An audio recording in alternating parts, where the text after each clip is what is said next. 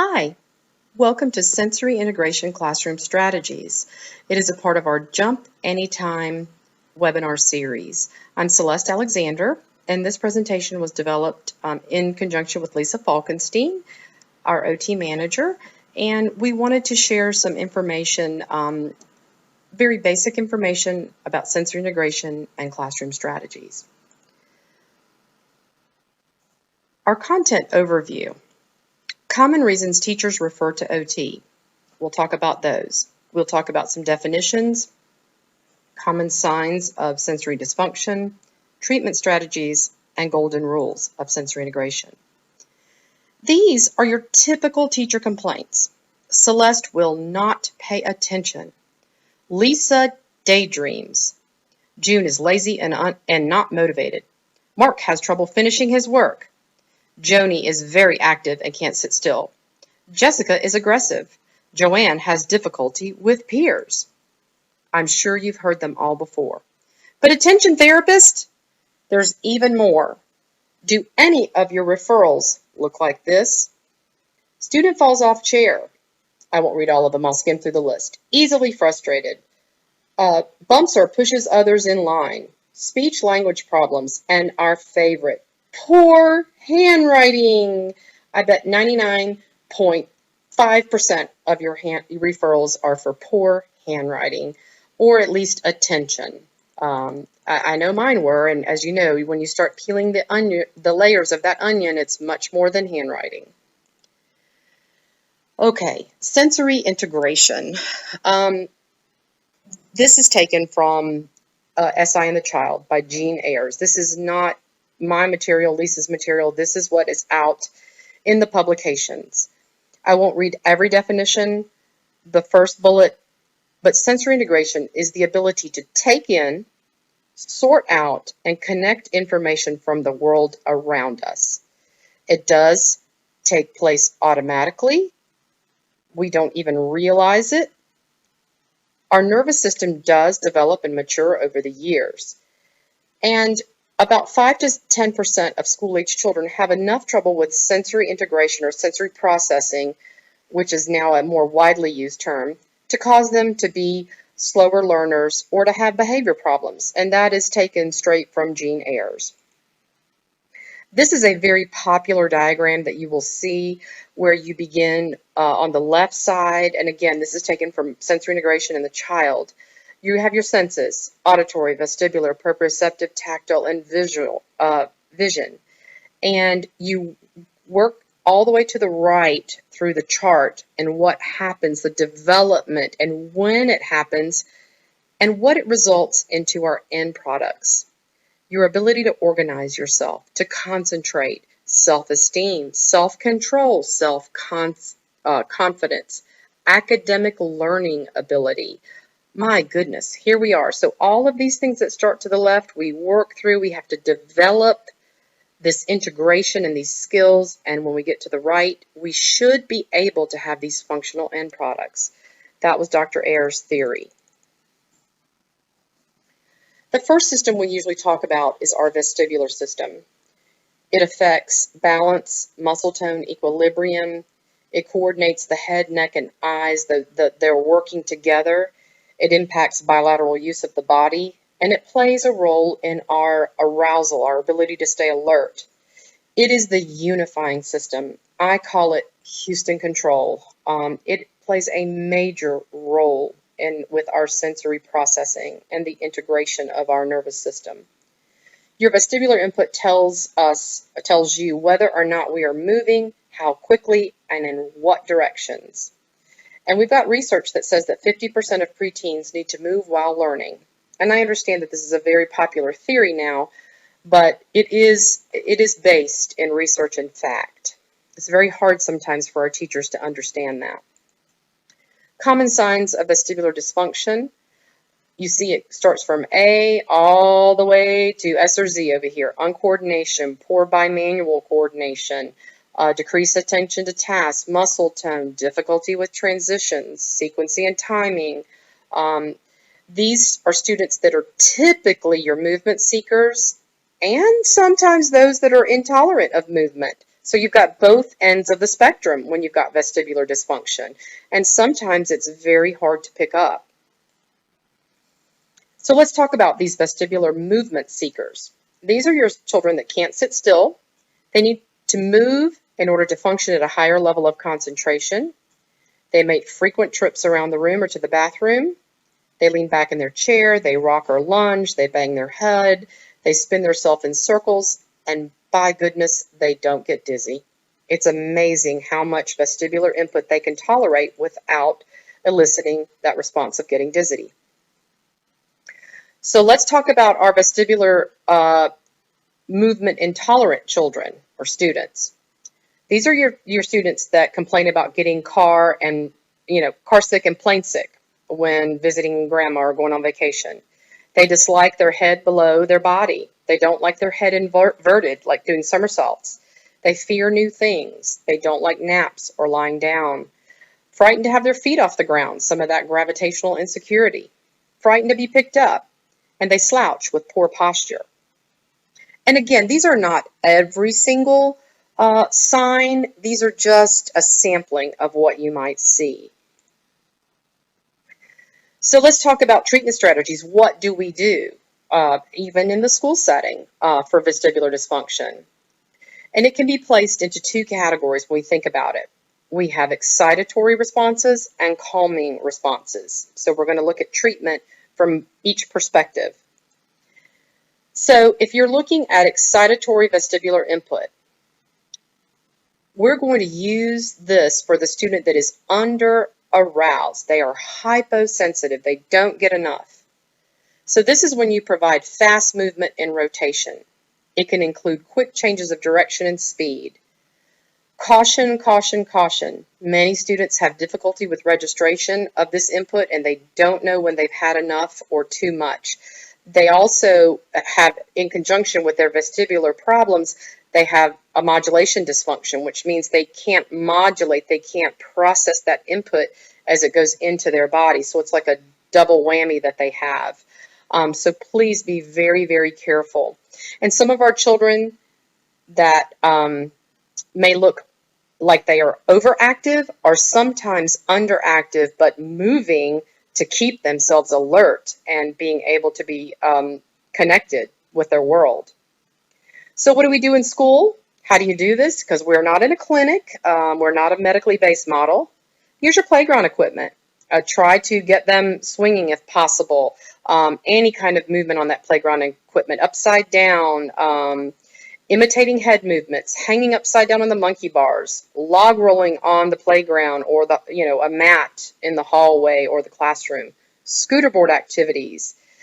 If you've got a teacher's desk chair that rotates, try it. Make sure it'll stay on the post though, and it won't rotate itself off the post. I've had that happen before. And fast bouncing on a therapy ball is another form of vestibular input that you can provide a child in a school setting. So let's talk about calming vestibular input. This is for the truly over-aroused student. This is not a child that's moving around to keep themselves alert. This is a child that is so overactive and they really need calming. You might see them rocking themselves. There are little subtle signs you can pick up on that they need calming input. So this type of vestibular input is going to be linear, which means back and forth, like very slow swinging, a rocking chair, even if it's in your lap, back and forth. Proprioceptive activities or heavy work, heavy pressure should be used in addition with this calming vestibular to further assist this child's arousal level. And bouncing on a therapy ball very rhythmically, very slowly with that child. And if you find that it's not working and that child continues to, be what you feel over aroused, again, recheck some of the signs. Make sure this is not an under-aroused child seeking movement to just, keep themselves alert and aware. Proprioception. The proprioceptive system gives our nervous system input on the position of muscles, joints, and tendons. This is very, very important as it provides the person with information on how far you can reach out for something, how much pressure to use, or where you are in space. So our children that overshoot and undershoot and are clumsy, these are children that have difficulty with proprioception.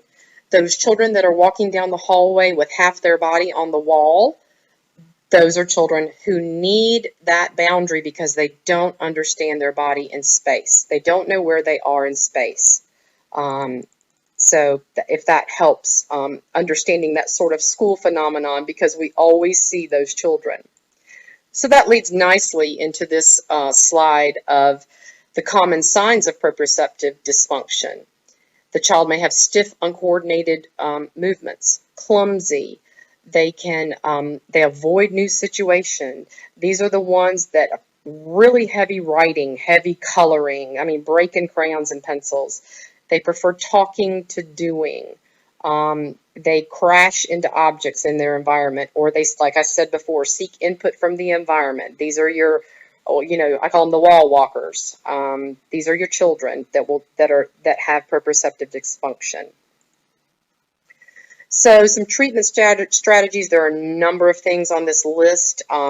Basically, heavy work and deep pressure. So in a classroom, modify some jobs. They can be your chair stackers, your chair unstackers, their furniture movers, your one that you want cleaning the board. You want them erasing up way high, getting up on their tiptoes. You're going to put a weighted backpack, fanny pack, anything, a weighted vest, probably pressure garments are good as well. You can do animal walks, playing catch with large or heavy balls, a simple game of tug of war. And I know gum or candy is not allowed in our school, most of our schools, but something that it gives a heavy chew that they can work on. Be careful with crunchy foods because they can be alerting. So you want something that's thick and heavy. I think of apples. I think of carrots, baby carrots. I think of, chewy items that are very, very thick and give heavy input. So proprioceptive input is organizing and calming for most people. It's very useful to minimize self-stimulation and self-inflicting behavior because that's what those children are doing. They're trying to get input to their proprioceptive system. So if we can help them receive that input in a more appropriate way than, self-inflicting, bites and things like that, that's the way to do it. Okay, our tactile system. Obviously, we know it's our sense of touch. There are two systems within your sense of touch, your discriminative and your protective. Discriminative helps us determine what is touching us and where we are being touched. The protective system informs us when something is dangerous and causes a flight, fright, or fight response, which involves the whole body. So some common signs of tactile dysfunction for a hyposensitive child or student, and this is when they have a diminished sensitivity to touch, is they might get hurt and not realize it. They have difficulty locating where they've been touched. If you put a folder in front of them and say, "Where am I touching you?" and they don't know, and you're touching their thumb or their left shoulder, something like that. This is your child that frequently drops things. Very poor body awareness, especially with their vision occluded. Poor stereognosis. They can't feel objects and know they can feel them, but they don't know what they are with their vision occluded. They seek input by excessive touching of people and things. They need more bang for their buck, if that makes sense. It's just not registering because their sense is diminished. So here are some signs of tactile dysfunction for the hypersensitive child. So this is our student that we think of with tactile defensiveness. They don't like to be touched, especially unanticipated touch. They have difficulty standing in line between students. And Miss Jones, he hit me, and all he did was just barely just whisk by the child. He purposely would strike out because he can't tolerate close proximity. Or she, I don't mean to be, choose he's, it can be she's too. They dislike messy activities, painting, glue, all of those fun school activities. Very choosy about their clothing And sometimes they can be a picky eater due to texture issues even within their oral, their mouth, oral sensitivity. Treatment strategies for our hyposensitive students. These students need alerting activity. Hands in rice, macaroni, dried beans, sand, shaving cream, use of salt, sand, oatmeal, flaxseed on a cookie tray to draw and write, either it's pre-writing, letters, anything like that. Using chalk on a swatch of carpet and then erase with hands or feet. You can do spelling words. I love when they erase with their feet. Love it, love it, love it. Playing with feather and koosh balls. Again, you're alerting, you're trying to wake up that system. Guess what letter is drawn on their back or in the palm of their hand. A lot of our students really struggle with that last bullet. It's a great treatment activity. So for our hypersensitivity, our children who don't like touch, they need calming input. So back to a couple of slides ago, that heavy work. Use firm pressure, not light touch. Put this child the last one in line leader or the caboose. Try sandwiching them between pillows or bean bags to help them, sort of be able to tolerate some heavy input, but not directly to their skin. Roll heavy therapy balls over the child. Avoid touching or approaching from behind. Use messy objects with a tool versus using their hands. So if you want to use shaving cream, but they don't want to get anywhere near it, use a paintbrush or use a little wooden dowel.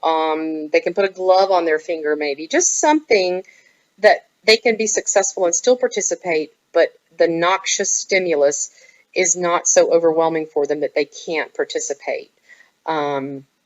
Build towers and structures with various foods. Let them, I know we don't like to play with food, but in order for these children who are hypersensitive to become more comfortable, it's got to feel better for them. Okay, moving on to we just left our tactile channel. Now we're going on to our auditory processing channel. This is the perception and ability to understand what is heard in the environment. So it's your perception of and your ability to understand what's coming at you in terms of your auditory system. Adolescents require increased intensity of input, and we'll talk about why in just a little bit. So here are common signs of auditory dysfunction. They seem overly sensitive to sound, irritable or fearful responses to noises like a vacuum or a fire alarm, the fire drills. They're just painful for some children. They miss some sounds because their body is so overly sensitive. They're trying to remain calm and cope with what's coming at them that they miss other things. They get confused about the direction of sound.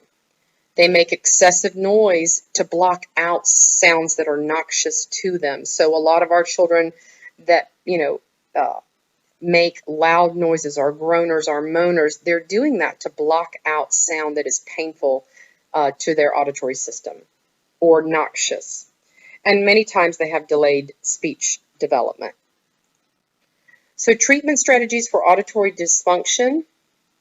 You're going to reduce, this is a long list, which I won't go through bullet by bullet, but a big one is to forewarn, when possible, about loud noises that are coming up for them. Use noise-blocking headphones or earplugs, especially in the hallways or the cafeteria. The lunchroom is just oh my goodness, such a hard place. Reduce the number of written responses when you want the student to listen. Decrease auditory distractions in the classroom. Putting tennis balls on all the legs of the chairs to help decrease that extra noise that's in the environment. And then there are many other bullets on this particular slide. It's slide 24. Okay, visual processing and perception. Vision pertains to our sense of sight, where the receptors detect light and light patterns. Visual perception is the ability to interpret, analyze, and give meaning to what is seen. It involves figure-ground discrimination, visual closure, visual discrimination, form constancy, spatial relationships, and visual memory. Those are the common categories. So here are some common signs of visual dysfunction. They might close one eye to read something or tilt their head. They use their finger or a bookmark to keep their placement on a line when reading, which is actually a good treatment strategy, but you might see children doing that because they're having trouble with their functional vision.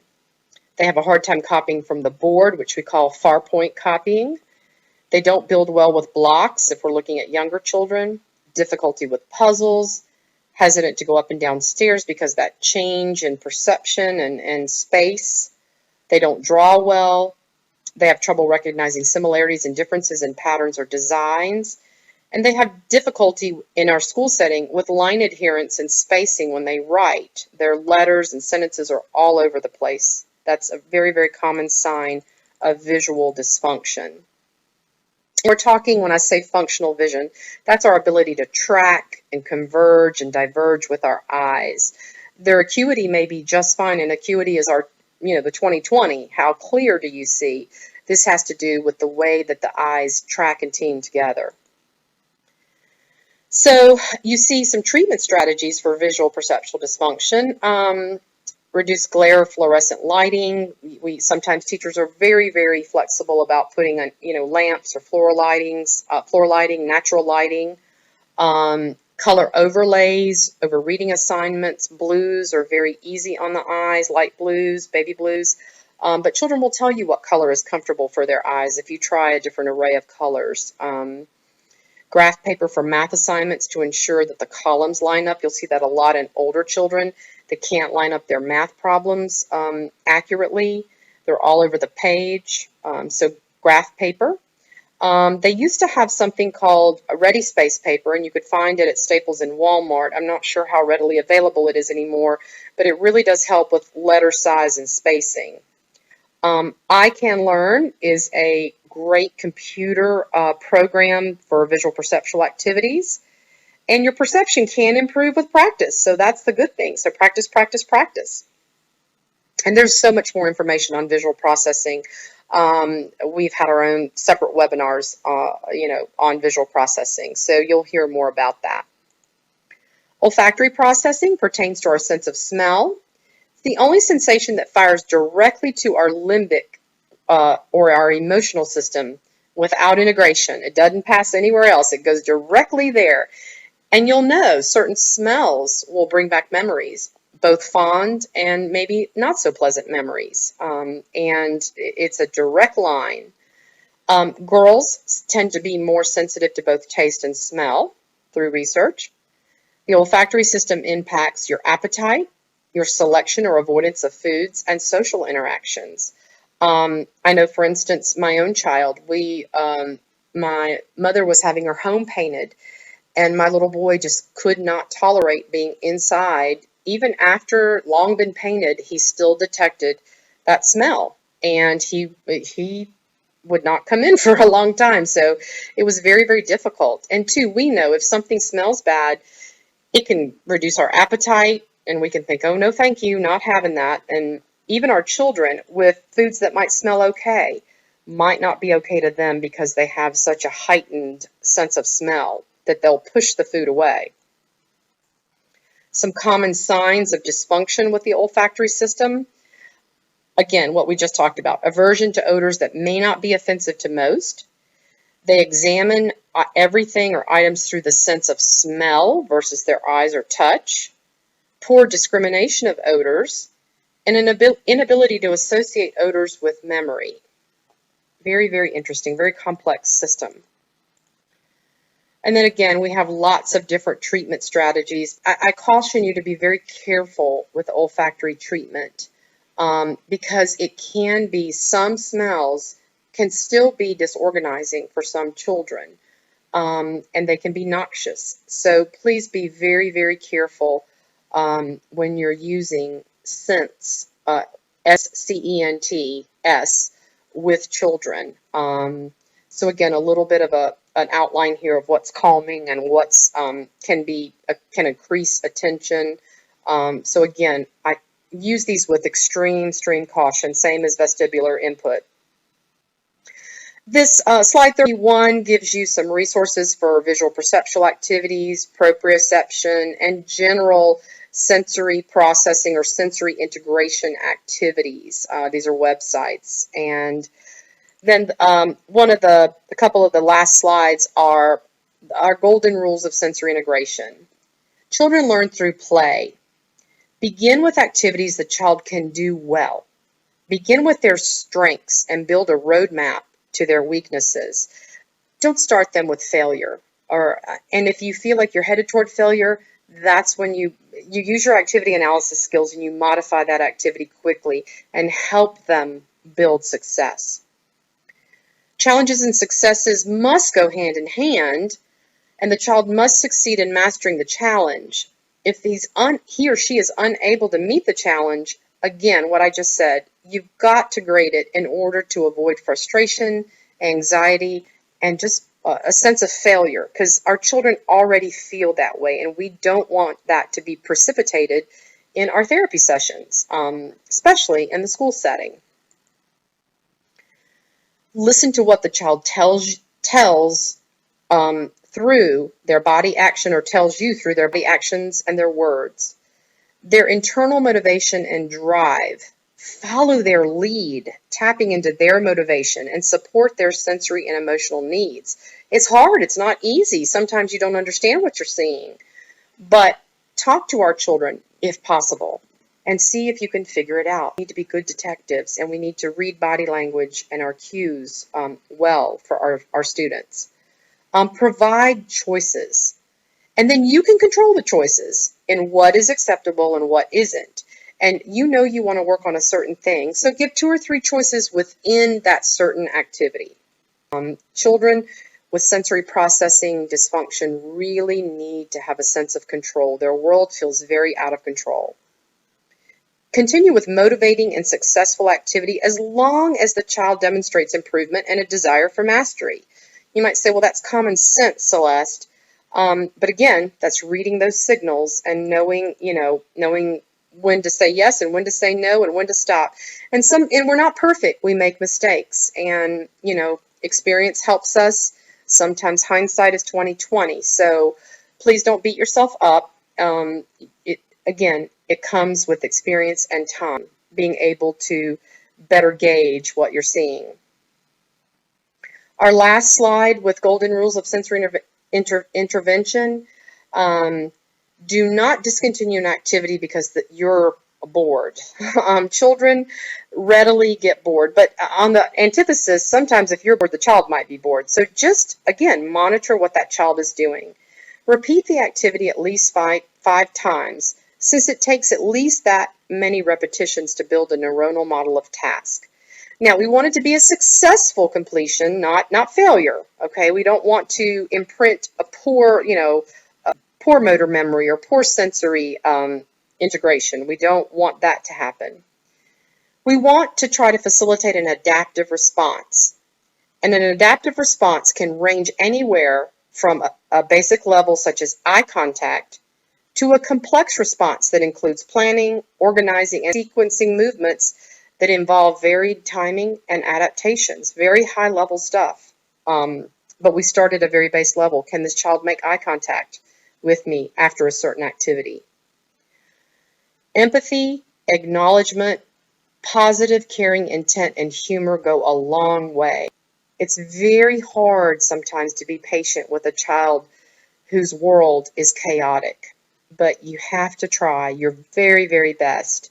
And sometimes you have to just back away, return to an activity after a little bit of a break, analyze, ask a peer, you can email me, call me as a mentor, any of your managers. Just use careful common sense. And most of all, have fun with the students. Engage in activities that are unique and meaningful to the child. So again, this presentation is a very basic level introductory sort of glimpse at the various aspects of sensory processing that we consider as occupational and even physical therapists. There are much more in-depth courses. You can go deep into each sensory channel. But again, this is a very basic introductory webinar. Again, if you have any questions or anything you feel would be important to add to a revision of any of our Jump Anytime webinars, please feel free to email me. I'm Celeste Alexander. I'm an occupational therapist. My email is calexander@cobbpediatric.com. And thanks for joining in.